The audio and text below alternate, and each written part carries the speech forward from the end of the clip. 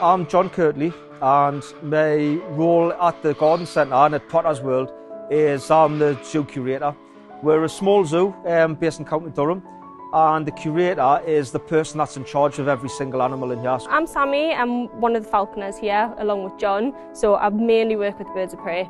I do help out with the reptiles and the parrots, but mainly my job is out here with these fluffy guys.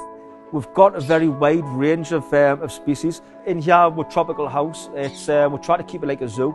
So if you come in the summer when the temperatures are right up high, we've got all your big tropical plants. We've got free-flying birds. We've got free-flying parakeets, budgies, lovebirds.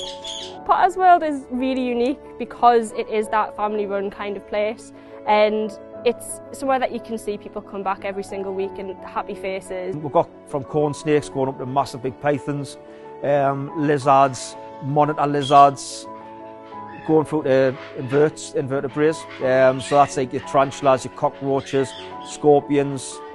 Well, we're a very small collection, so you see a lot of zoos that are huge, that do lots of different things. With us being a little smaller, we can kind of focus our routines on the smaller collection essentially. So we've got all the birds of prey here, but it's not huge, we haven't got loads, so we can put a lot of time into these guys. So every zoo's purpose is about conservation.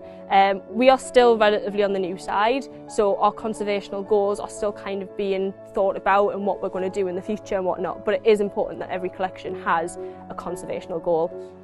To my knowledge, there isn't anything like this. We have got a number of different zoos and different sort of attractions in the northeast, but in terms of a tropical village like this, it was just a bit like, if you could imagine, an indoor rainforest, and I don't think we've got anywhere like that. The only place I know of is Kew Gardens down in London. I think because it's one of those smaller collections, it feels very family-like. So not even just the zoo, it's the whole garden centre in itself. Everyone's kind of a very well-knit team. So you have your little teams within a big team, but we'll all work together to do what's best for the animals. I always recommend people to come over here. It's a massive big family experience when you come over. As soon as people walk through the door, you see the smiles on their face. When the tropical storms are on, when we've got the storm hour on, you just hear loads and loads of laughter. Even adults are going to learn a lot when they come over. We've always got a member of staff handling, getting out and doing talks, doing educational talks. So what we're doing at the minute is we're doing something called the Keeper Tours.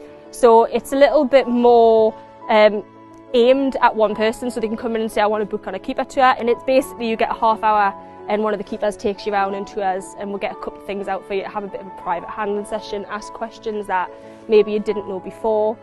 We tend to get a lot of families come. You get a lot of people that visit the garden centre, or they'll go to the restaurant and then they'll come over here, or vice versa. It just all links in together.